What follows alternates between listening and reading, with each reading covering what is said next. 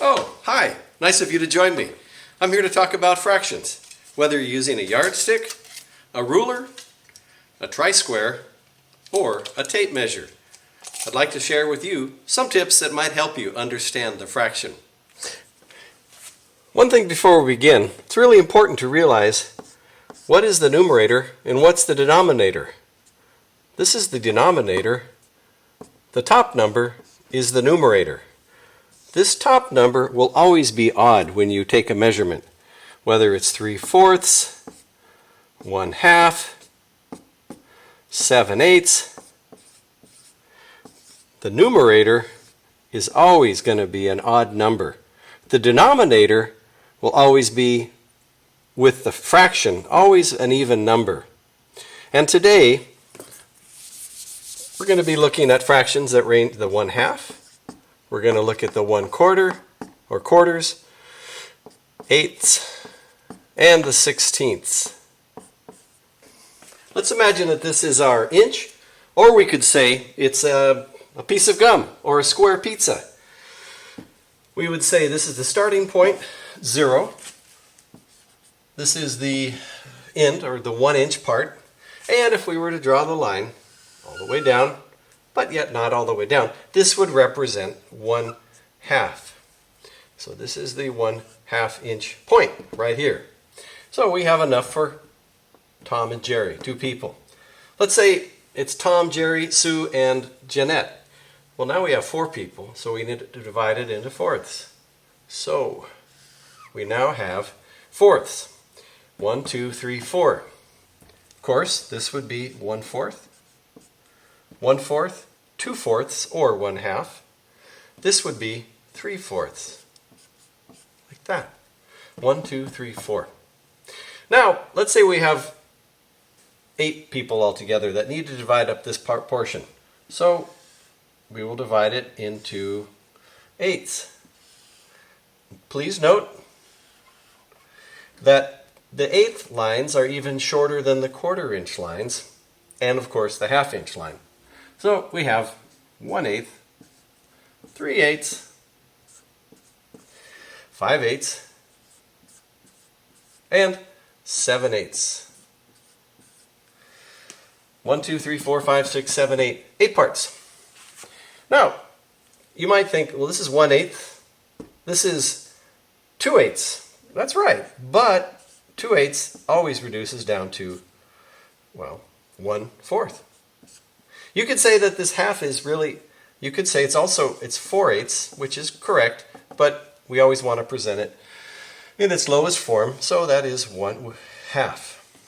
All right, we're almost done. Now we need the 16ths. 16ths lines will be even shorter, so that we can delineate or differentiate them from the other lines. So we have our 16ths right here. 1/16, 3/16, 5/16, 7/16. Of course, this could be 8/16, but once again, that's 1/2.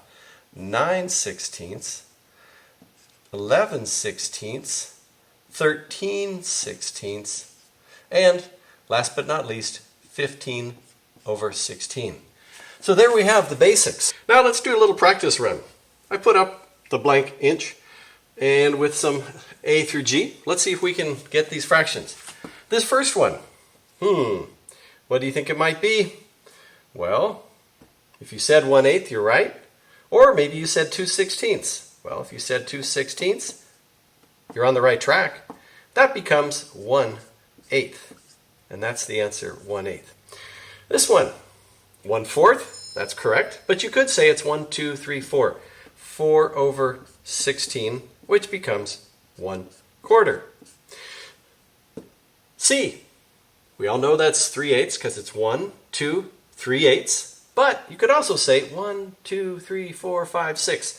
6/16 equals 3/8. All right, we're almost done. D, we know it's 1/2.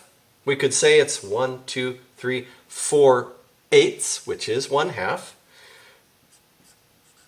We could also say it's 1, 2, 3, 4, 5, 6, 7, 8, 8/16, which becomes 1/2. So there we go. We could even say it's 2/4, which is 1/2. E. Let's see what it is. 1, 2, 3, 4, 5, 6, 7, 8, 9, 10, 11. 11/16. Can that be reduced? No. So it's 11/16. F.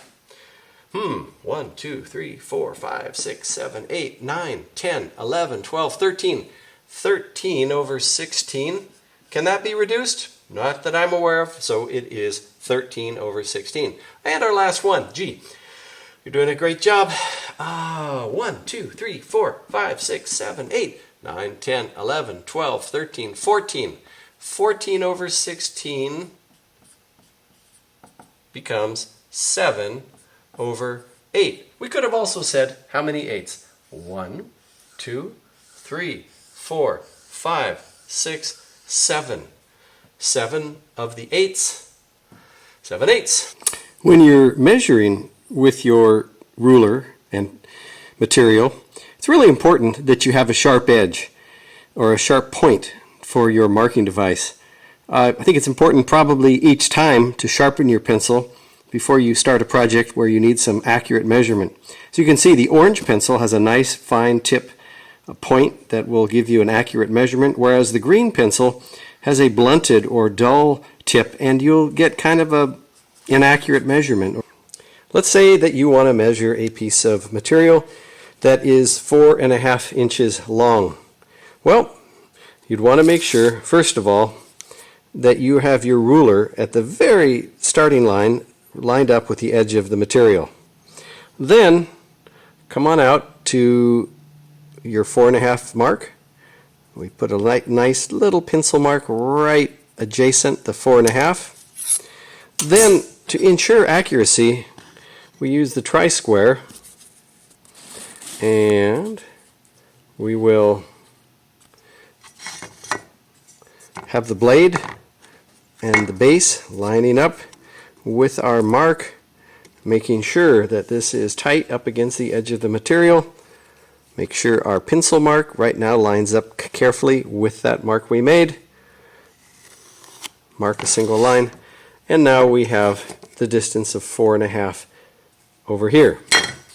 One quick note is often when cutting on the material, if this is the material that you want to keep at 4.5 inches long, when you cut and line up your blade, it's going to make a kerf or a little channel from the thickness of the blade, depending on how thick your blade is, which could be anywhere, from 1/16 to 1/8 of an inch to 3/16. But regardless, you always want to have the blade on the outside of that line.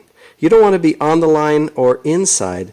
You want that cut, the sawdust, to be removed because it's going to take away that much material. If you cut right on the line, you're going to lose your accuracy and you're going to have an inaccurate cut. So always, always, always please cut with your blade on the outside mark.